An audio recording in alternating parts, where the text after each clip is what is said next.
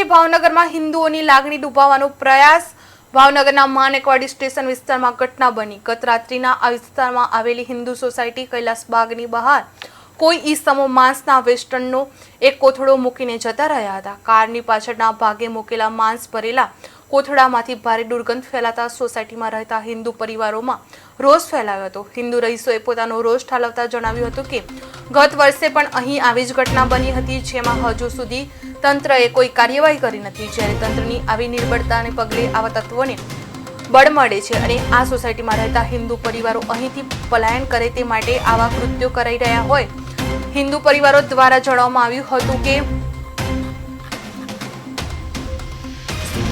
પગલે આવી નિર્બળતાના પગલે આ તત્વોને બળ મળે છે અને આ સોસાયટીમાં રહેતા હિન્દુ પરિવારો અહીંથી પલાયન કરે તે માટે આવા કૃત્યો કરી રહ્યા હોવાનું હિન્દુ પરિવારો દ્વારા જણાવવામાં આવ્યું હતું।